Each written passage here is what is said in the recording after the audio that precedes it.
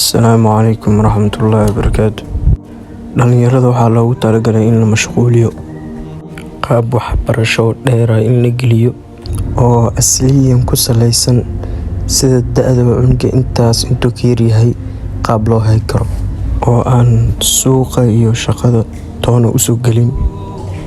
Mar labaad oo in la mashquuliyo oo laga mashquuliyo bulshada iyo qadaayaadka nolosha.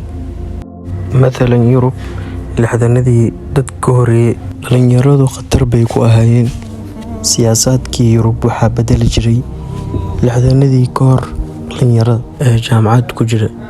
Faransa oo kale 1968kii ardaydii jaamacadka waxay sameeyeen inqilaabaad yaryar, waxay qarka u gaareen inay mar kale dooran Faransiya la inqilaabo.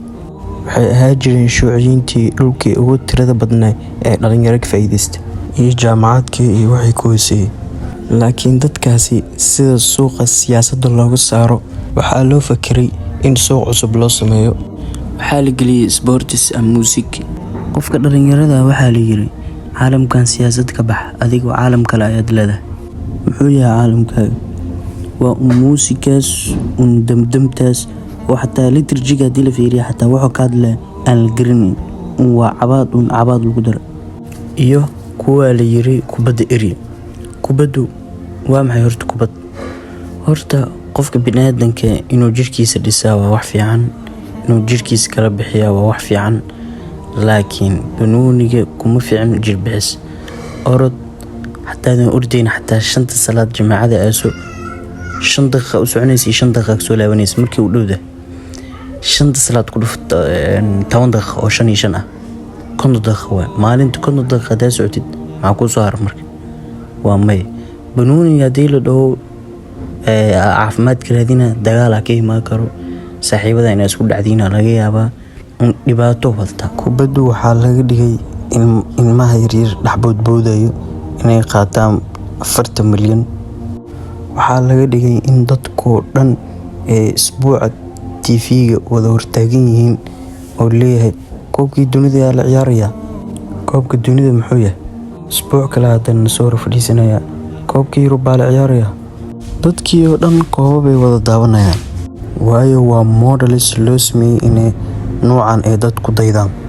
adigana waxaa laga yaabaa inaad maanta isweydiinin subaxii markaa iskuulka iskugu timaadana waxaa laga yaabaa inaad isdhaadin xalaya badi Manchester United badis meeqa badis 3 badis. iyadaa lagu muransan yahay. maxaa keenay waxaas? waxaa keenay ayadoo dhuntay huwadii ama ay dhadhantigii qofka. waxaynu u baahannahay inaan isweydiino ay dhadhantiga kuma tahay. man ana marka hore waa inaad isweydiiso, aadna ka run sheegto. maxaan u noolahay? maxaan rabaa inaan dunidan ka qabto? maxaan u joogaa? haddaad taad garato aad ka run sheegto, waxaa haddana kuu soo baxayso yaad ku dayanaysaa, yaa moodar ku ah oo jidkiisa aad raacaysaa. waxaana ognahay inaanu nahnay dad muslimiin ah. qof muslim ah oo Ilaahay subxaanahu wa tacaala rumeeyay, waxaad garanaysaa inaad nolosha waqti yar aad joogayso. waqtigaa yar aad joogaysana waa in lagu imtixaanayo aad ka faa'iidaysanayso. waxaad ogtahay in aad dhiman doonto, dabadeedna lagu soo bixinayo aakhir la imaanayo.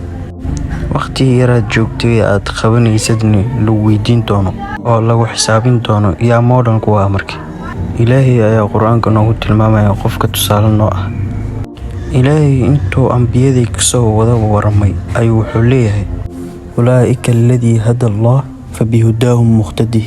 kuwaasi waa kuwa Ilaahay hanuuniyay ee hanuunkooda ku daybo Ilaahay subxaanahu wa tacaala leeyahay.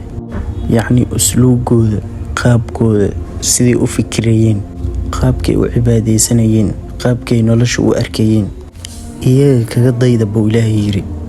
waxaanu ognahay in rasuuladu ay yihiin tusaalaha aan ku dayanayno haddaanu muslim nahay. fadlan haddaad muslim ku tahay ku dayo rasuulada. nabarkuu ka yahay Nabi Maxamed sallallahu alayhi wasallam. asalaamu calaykum waraxmatullah.